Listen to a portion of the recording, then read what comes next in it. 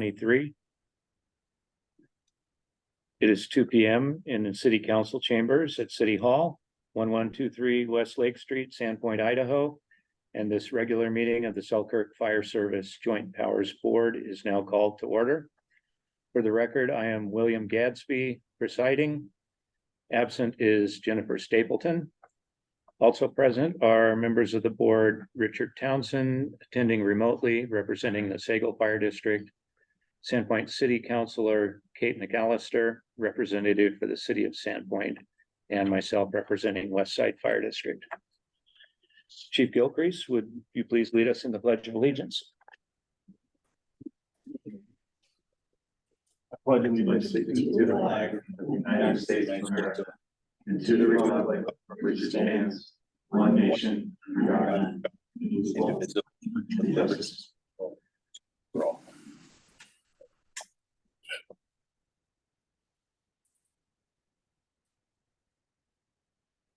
Madam Clerk, do we have any members of the public participating remotely on Zoom today? No, we did not. Okay. Are there any members of the public that would like to address the board with general comments before we go on to the agenda? Richard Young. Thank you, commissioners. Thank you, chiefs. Clint Frank, Captain with Selkirk Fire and Local 2319 Union President. So kind of gone full circle here as far as I've talked to all commission board, city council about some of the retention issues and where they lie. Specifically, members I've heard from have asked the JPA chair to step down. She was nice enough to, I scheduled the meeting with her ahead of time just so we could talk face to face because that's the kind of person I am. She said she would not step down at this time. So as we're looking forward to negotiations and redoing the GPA contract for next year, I would ask the board to consider reappointing that position for the JPA as we build the departments together. She said she has no involvement with the day-to-day operations of the fire department. I agree with her on that.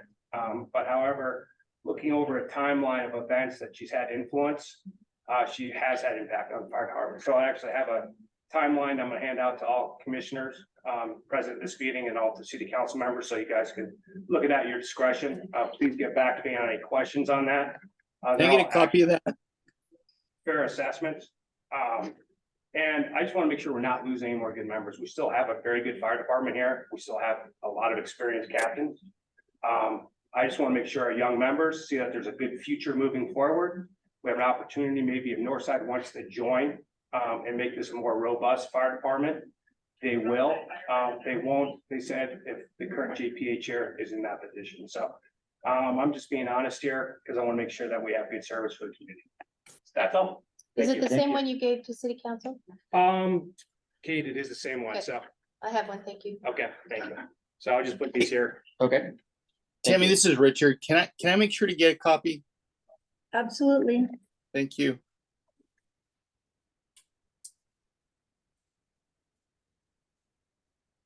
The class. All right.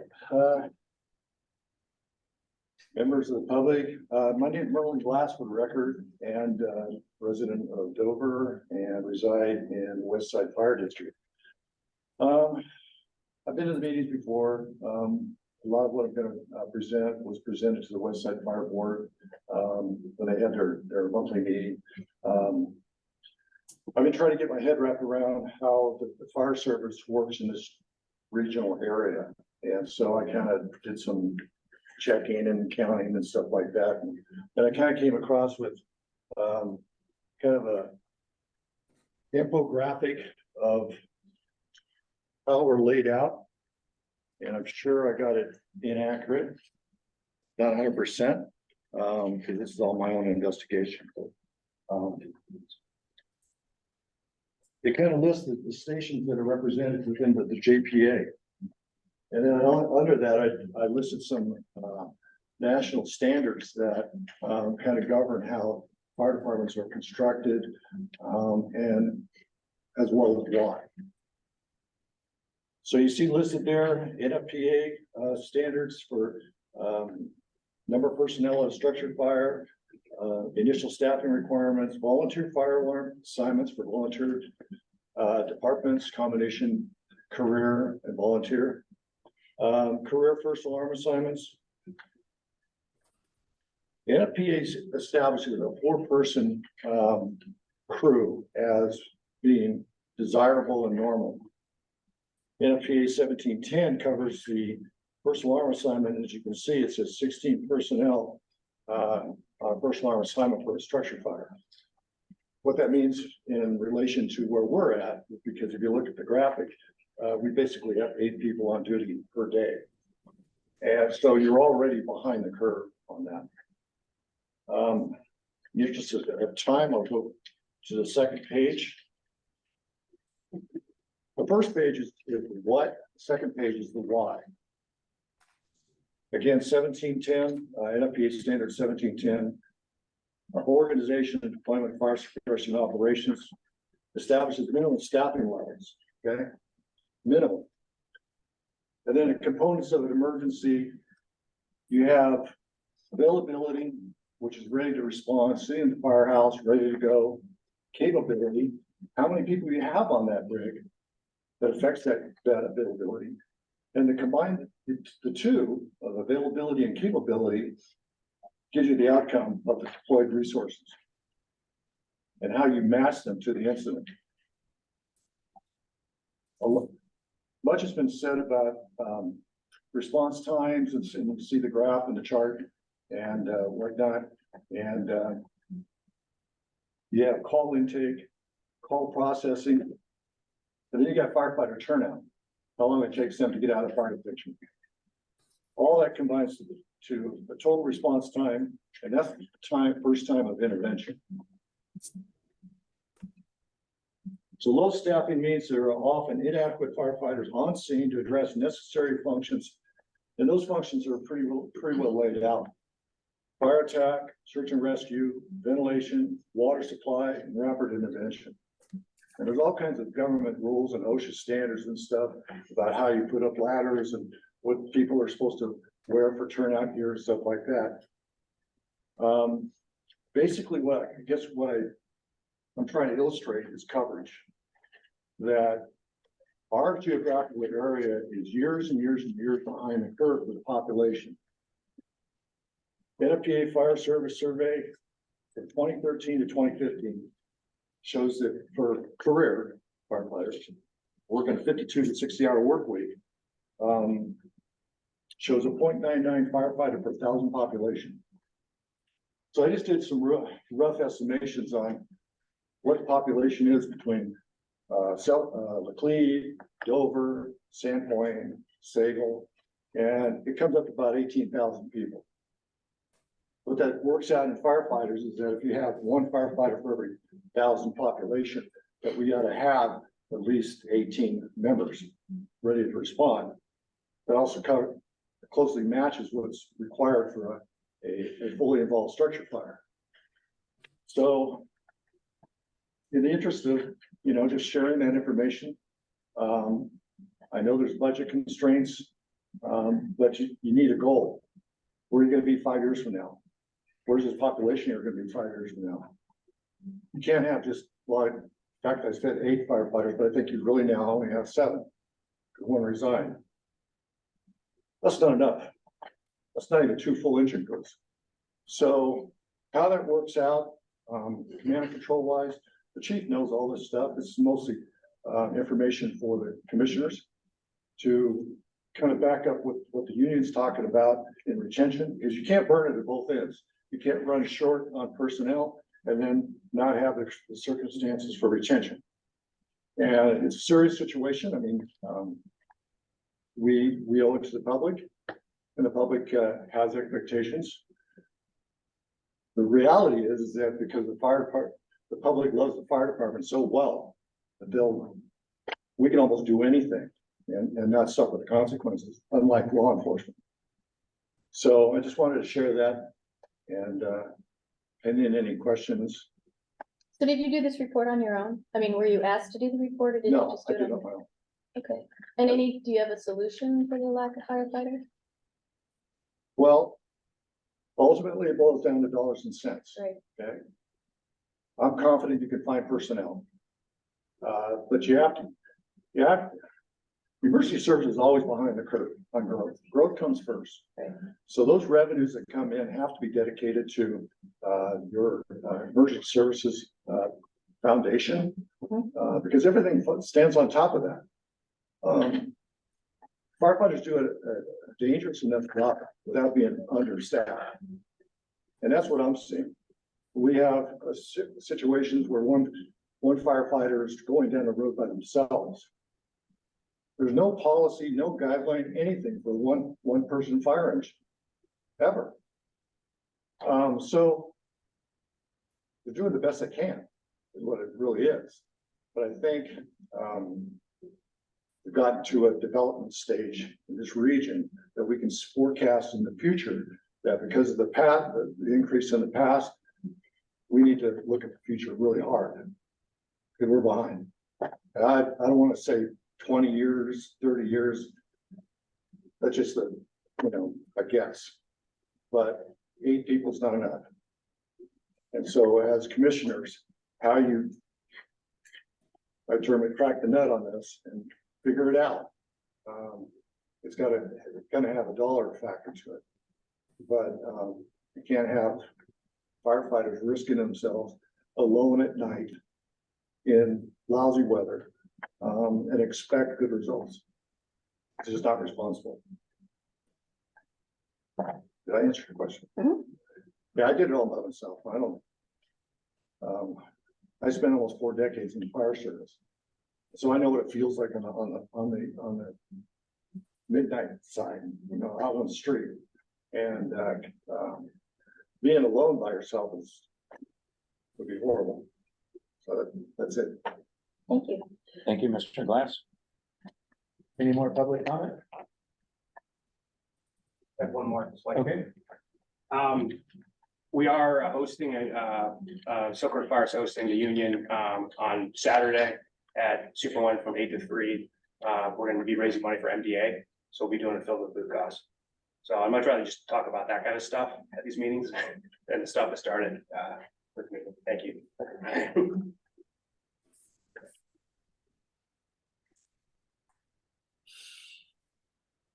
Board and staff announcements. Are there any announcements from board members? I'll make one short announcement. At our last West Side meeting, the commissioners were unanimous in wanting to move forward, looking at the prospect of another levy, permanent levy, to hire 3 or 4 more firefighters. And maybe have it on the ballot as soon as May. So we're just baby steps right now, but we're getting the ball rolling on that. So Sago and Sandpoint, I hope you follow suit. Roger that. Staff announcements. Meeting minutes. Let's proceed with approval of the meeting minutes from August 24th, 2023. I move to approve the meeting minutes. I'll second. All in favor? Aye. Motion's passed.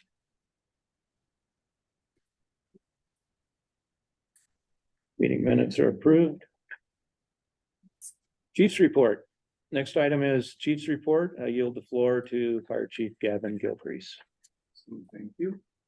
So we'd like to start off with the announcements of career anniversaries. This month we have the Captain Hansen going over 24 years of service and Captain Morbietta going over 23 years of service. We'd like to thank them for that and wish them continued success in their career. The Sandpoint Station crews, since our last meeting, Sandpoint Station crews have moved back into Station 1 from the Dover Station.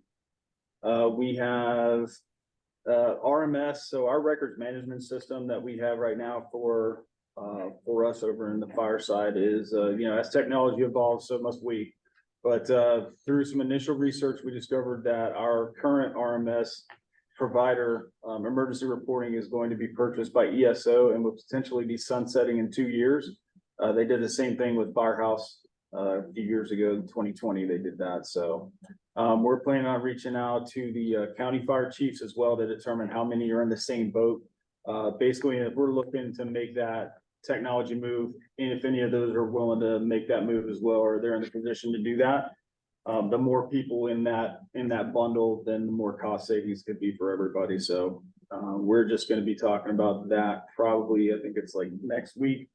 We'll send out the agenda for that and see if anybody's gonna have anything to go. But we did get some preliminary pricing, and it is way more expensive now than it was when we got emergency reporting. So the incident review for last month, we had we had 204 total calls. Sagal had 76, Sandpoint had 105, and Westside had 23. Training, we are still involved in the Recruit Academy with Schweitzer and Northside right now. It's ongoing. It should be wrapped up. The tentative date is still to have that wrapped up on December the 7th. It is currently being taught at our Sagal station. That's the second third of this course. And then once we finish our third, then the last third will be done at Northside. Driver operator course is currently being delivered at our Sagal station. That was opened up not only to our folks, but to other departments around the county. We had our active violence training held earlier this month with Sandpoint PD and Bonner County EMS. We went over expectations, roles, and responsibilities and conducted a tabletop scenario. The intention is to grow that training evolution and accomplish it at least annually moving forward. And the potential of adding other agencies as well. And getting into more of the live and the hands-on training that goes with that. Maintenance, we have successfully, all three agencies have successfully surplused apparatus. Once the paperwork for all the transactions has been completed, the next step is remove them from our respective insurance policies. So that way we're not insuring stuff that we don't own anymore. We do have a couple units that are throughout the system that'll be going into a maintenance rotation ahead of the PM schedule. The plan's being drawn up. It should be finalized for schedule by the end of the week. We do know that our ladder truck is going to have to go out of service to be repaired. But we have already talked with Schweitzer and let them know that we'll have them on standby if should we need one for operations. They can bring theirs down. Personnel system-wide, we have 3 out on FMLA, and we have 2 positions that are open. Community engagement, again, we're holding the annual boot drive. Again, this will be Fill the Boot MDA on Saturday, and I think that was from 8 to 3. And then the car show, there was a car show going on the same day. To benefit the first responders, we'll be attending that one as well. And then we're just basically ramping up for Fire Prevention Week in October. We'll have our open house here on October 7th from 11 to 2 on that Saturday. And that's it for the chief's report. Okay. Any questions or comments regarding the chief's report? Yep. Move on to finances. The next item is the monthly financial report, and I'll yield the floor to City Finance Director Sarah Lenz. Hello, good afternoon. The one in front of you is through August. The first part is the station district wages and benefits. And you can see there that we are 22.5 out of 26 pay periods at the end of August, which is about 87% of the way through the year. So we have, as you can see there on the right-hand side, that is per station where it's at budget spent.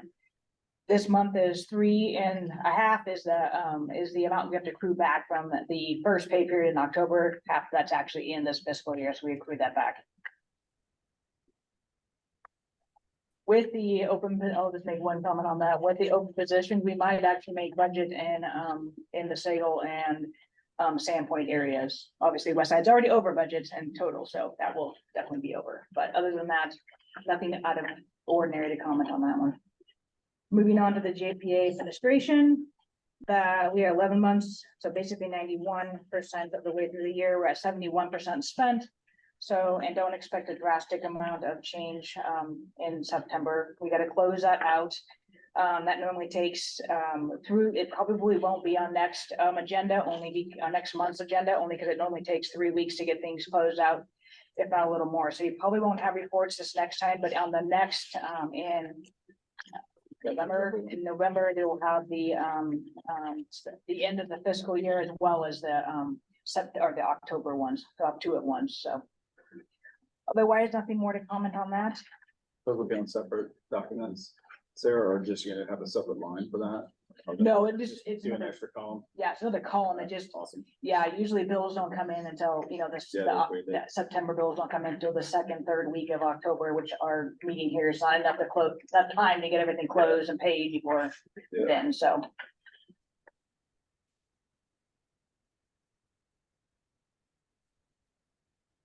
That is all. Okay, any questions or comments regarding the finance report? Thank you, Sarah. Yes.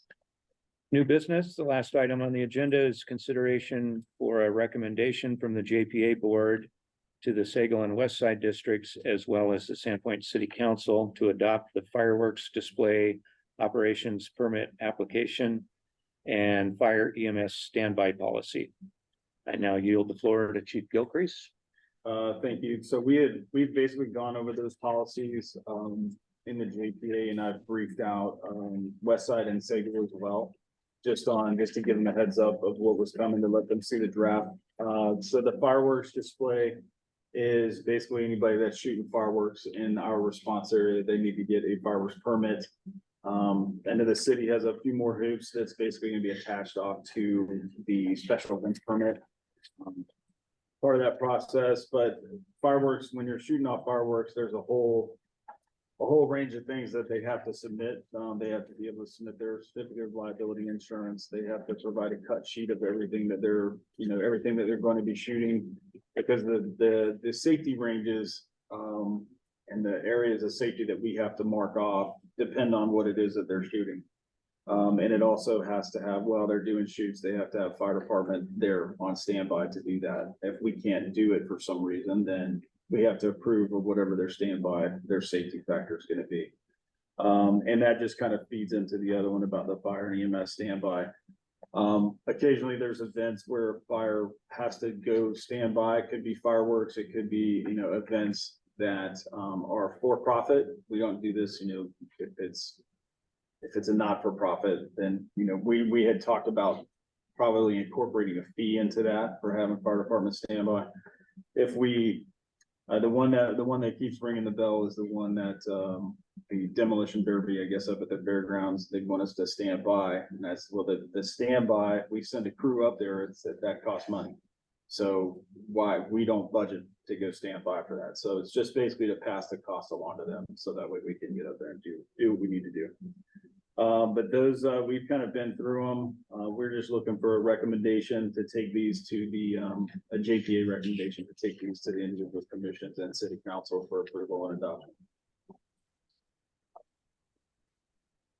I move that we accept these and move them on to city council for approval. I second. Do we want to do them one at a time, or can we do both at the same time? We can do them both at once. Okay, that's, yeah. Any opposed? Motion is passed. And the application and policy recommendations are approved. With no further business before the board, this meeting is now adjourned at 2:25 p.m.